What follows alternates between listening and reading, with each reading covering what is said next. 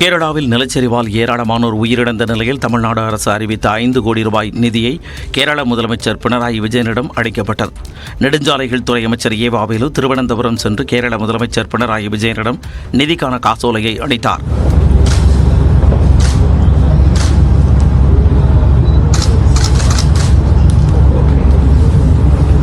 இதேபோல் கேரள முதலமைச்சரின் நிவாரண நிதிக்கு நடிகர் விக்ரம் 20 லட்சம் ரூபாய் அளித்துள்ளார். வயநாட்டில் நேரிட்ட பேரிடர் மிகுந்த வலியை அளிப்பதாகவும் அவர் தெரிவித்துள்ளார்.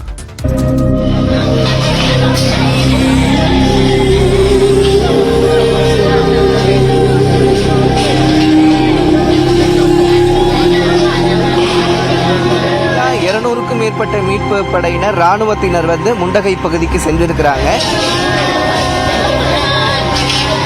ഈ വീടെല്ലാം പിന്നെ അടിച്ചു തുടച്ചു പോകും.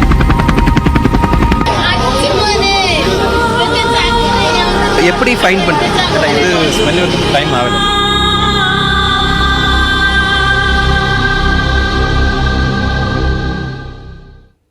வயநாடு சூரல்மலை பகுதியில் மீண்டும் கனமழை பெய்து இருவுழஞ்சி ஆற்றில் தண்ணீர் பெருக்கெடுப்பதால் மீட்பு பணியில் தாமதம் ஏற்பட்டிருக்கிறது. இதுகுறித்த கூடுதல் விவரங்களை வழங்குவதற்காக அங்கிருந்து நம்முடைய செய்தியாளர் ரகுவரன் இணைந்திருக்கிறார். அவரோடு பேசலாம்.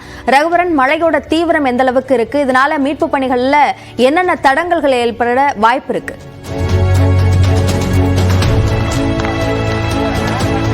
தொடர்ந்து 2வது நாளாக இந்த மீட்பு பணியானது நடந்து கொண்டிருக்கக்கூடிய சூழ்நிலையில இன்னும் ஒரு 400க்கும் மேற்பட்டவர்களை காணவில்லை அப்படின்னு சொல்லிட்டு மீட்பு படையினர் தேடிட்டு இருக்காங்க. அதாவது குடியிருப்புகளின் இந்த பகுதிகள் அனைத்துமே மூடப்பட்டிருக்கக்கூடிய நிலையில, மண்களாலும் கற்களாலும் மூடப்பட்டிருக்கக்கூடிய நிலையில ஒவ்வொரு இடமாக சென்று ஒவ்வொரு இடத்திலையும், ஏன்னா பாறை கற்கள் பெரிய பெரிய பாறை கற்களா இருக்கிறதுனால ஒவ்வொரு இடத்துக்கும் ஒவ்வொரு வீடு இருந்த பகுதியாக சொல்லக்கூடிய பகுதிகள் எல்லாம் சென்று ஏதாவது சடலங்கள் கிடக்கிறதா அப்படின்ற, ஏதாவது யாராவது உயிருடன் இருக்கிறார்களா என்று இந்த என்டிஆர்எஃப் பணியினரும் ராணுவத்தினரும் மருத்துவ குழுவினரும் மீட்பு பணியில தொடர்ந்துட்டு இருந்தாங்க. இந்த நிலையில பெரிய சவாலாக இருப்பது என்னன்னா, மீண்டும் இந்த மழையானது தொடங்கி இருக்கிறது. இந்த மழை பெய்ய தொடங்கி இருக்கிறதுனால இந்த மீட்பு பணி ஏன்னா ஒவ்வொருவரும் நடந்துதான் சென்றாங்க என்டிஆர்எஃப் குழுவினர். ஏன்னா ஆற்றின் குறுக்கே இருந்த பாலம்லாம் அடித்துட்டு போயிட்டதுனால சாலைகள் எதுவுமே இல்லை. அதனால நடந்து செல்ல வேண்டிய சூழல் இருக்கிறதுனால மீண்டும் இந்த பகுதியில் பாத்தீங்கன்னா கனமழை பெய்ய தொடங்கி இருக்கிறது. மாலையிலிருந்து மிக கனமழை பெய்து இருக்கிறதுனால இந்த பகுதிகளில் சில சாலையோரமாக இருக்கக்கூடிய பகுதிகள்லாம் பார்த்தீங்கன்னா சிறு சிறு பகுதிகளில் நிலச்சரிவு போன்ற பகுதி மண் சரிவுகள் எல்லாம் ஏற்படுது. அதனால வாகனங்கள், ஏன்னா ஆம்புலன்ஸ்கள் நூற்றுக்கணக்கான ஆம்புலன்ஸ்கள் இருக்கிறது. அது மட்டும் இல்லாமல் மீட்பு படையினர் வந்த வாகனங்கள் இருக்கிறது, அதிகாரிகள் வந்த வாகனங்கள் என்று நிறைய வாகனங்கள் பகுதியில் இருக்கிறதுனால இந்த சாலையோரத்தில் இருக்கக்கூடிய மண் சரிவுகள் மீண்டும் அதிகரிக்க தொடங்கி இருக்கிறதுனால இந்த பகுதியில் தற்போது பார்த்தீங்கன்னா போலீஸ் பாதுகாப்பு போடப்பட்டு இந்த வாகனங்கள் தடுக்கப்பட்டிருக்கின்றன. குறிப்பிட்ட சில வாகனங்கள் மட்டுமே உள்ள அனுமதிக்கப்படுகிறது. அந்த சம்பவம் அரங்கேறிய பகுதிக்கு சூரல்மலை போன்ற பகுதிகளுக்கெல்லாம் எந்த வாகனமும் செல்ல அனுமதி கிடையாது என்று காவல்துறையினர் மறுத்து வருகின்றனர். அது மட்டும் இல்லாமல் குறிப்பாக பெரிய பெரிய பொக்லைன் இயந்திரங்கள் கொண்டு வந்தால் மட்டுமே இந்த பகுதியில் இருக்கக்கூடிய பாறை கற்களை அகற்ற முடியும். அதனால பெரிய அளவிலான ராட்சச பொக்லைன் இயந்திரங்களை கொண்டு வரும் பணியானது தொடங்கி இருக்கிறது. அது மட்டும் இல்லாமல் இந்த சூரல்மலை பகுதியில் இருக்கக்கூடிய இருவிளஞ்சி ஆறு, இந்த இருவிளஞ்சி ஆறு தான் மிகப்பெரிய பாதிப்பை ஏற்படுத்தி இருக்கிறது. ஒரு கிராமத்தையே மூழ்கடித்த இந்த இருவிளஞ்சி ஆற்றின் பகுதியின் குறுக்கே பாலத்தை அமைக்கும் பணியை இந்திய ராணுவமும் முயற்சி மேற்கொண்டிருக்கிறது. அது மழையினால் தற்போது தடைபட்டிருக்கிறது.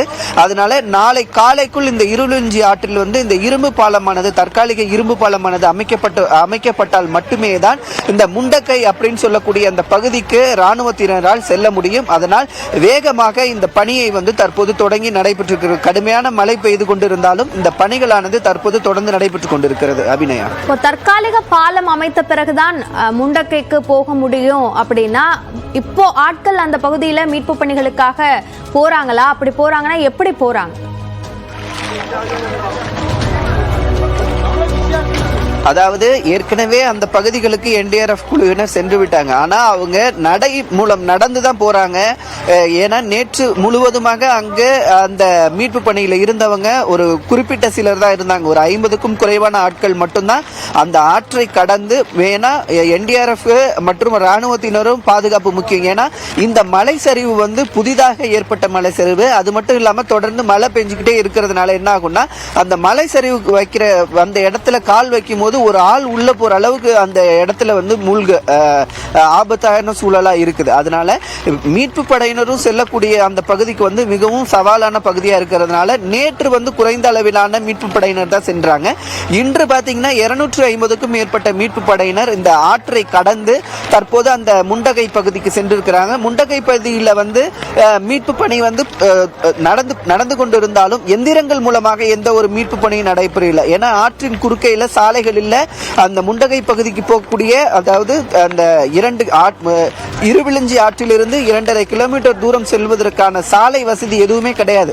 அதனால நடந்து சென்றேதான் இந்த மீட்பு பணியானது நடைபெற்றுக் கொண்டிருக்கிறது. அது மட்டும் இல்லாமல் அங்கே இருக்கும் சடலங்களை தோளில் சுமந்துதான் ராணுவ வீரர்களும் என்டிஆர்எஃப் வீரர்களும் எடுத்துட்டு வராங்க.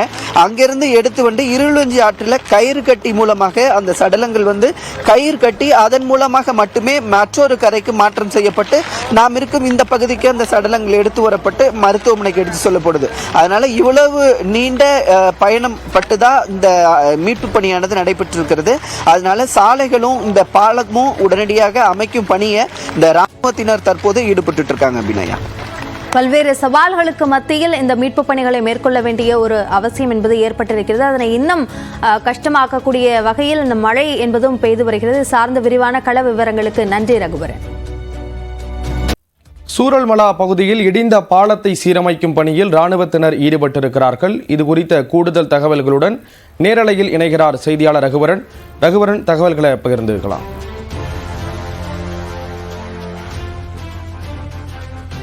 வயநாடு பகுதியில் சூரல்மலை பகுதியில் தற்போது பாதிப்பு இடர்பாடுகளை அகற்றும் பணி தான் நடந்துகிட்டு இருக்கு. குறிப்பாக பார்த்தீங்கன்னா 2 கிராமங்கள் முற்றிலுமாகவே அழிந்து விட்டது இந்த நிலச்சரிவின் காரணமாக. குறிப்பாக பார்த்தீங்கன்னா இந்த சூரல்மலை பகுதி நாம் தற்போது இருக்கக்கூடிய பகுதி. இந்த பகுதிக்கு மேல் இருக்க பகுதி வந்து பார்த்தீங்கன்னா முண்டக்கை அப்படின்னு சொல்லக்கூடிய பகுதி. முண்டக்கை பகுதிக்கு தற்போது இந்த பாலம் அமைக்கும் பணி முடிந்தால் மட்டும்தான் அந்த முண்டக்கை பகுதியை ராணுவத்தினர் அடைய முடியும். அது வரைக்கும் நடந்து போய் மட்டுமே இந்த மீட்பு பணி வந்து தற்போது ராணுவத்தினர் ஈடுபட்டு இருக்காங்க. எங்க பார்த்தாலும் அந்த வீடு இருந்த தடயங்கள் மட்டும்தான் இருக்குது. சில இடங்கள்ல ஒரு வீட்டின் மேலையும் பாத்தீங்கன்னா 20 டன் 10 டன் மேல உள்ள பாறை கற்கள் அதிக அளவுல இருப்பதையும் பார்க்க முடிகிறது. மீட்பு பணி மிகவும் சிரமத்திற்கு மத்தியில தான் இந்த மீட்பு பணிகள் நடைபெற்றுக் கொண்டிருக்கின்றன. இந்த விபத்துக்குள்ளான பகுதி மட்டும் நிலச்சரிவு ஏற்பட்ட பகுதி பாத்தீங்கன்னா மிகவும் காடு, அடர்த்தியான காடு இருக்கக்கூடிய பகுதி, டீ எஸ்டேட் நிறைந்த பகுதி. அதனால மக்கள் சுற்றுலாவுக்கு வரக்கூடிய மக்களின் தொகை இந்த இடத்துல வந்து குறைவு. அதனால சாலை வசதி ரொம்ப சின்னதாக குறுகலாக இருக்கிறதுனால ராட்சச பொக்லைன் எந்திரங்கள்லாம் ஜேசிபி எந்திரங்கள்லாம் இந்த பகுதியில் கொண்டு வர்றது ரொம்ப சிரமமாக இருந்தது. அது மட்டும் இல்லாமல் பார்த்தீங்கன்னா இராணுவத்தினுடைய வாகனங்கள் வந்து இந்த பகுதிக்கு வருவது சிரமமாக இருந்தது.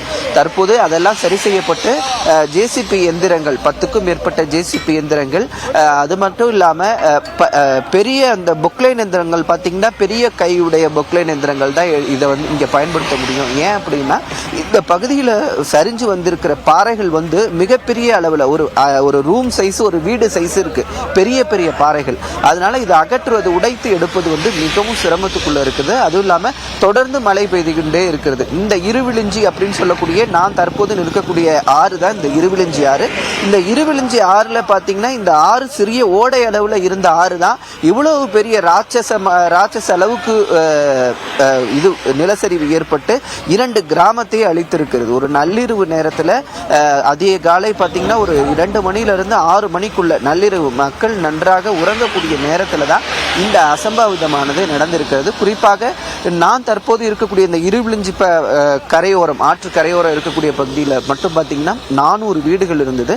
400 வீடுகளில் இப்போ வந்து ஒரு 10 வீடுகள் தான் எண்ணி சொல்லிடலாம், 10 வீடுகள் தான் நின்றுட்டு இருக்கு. அதுவும் உடஞ்ச நிலையில் நிற்குது.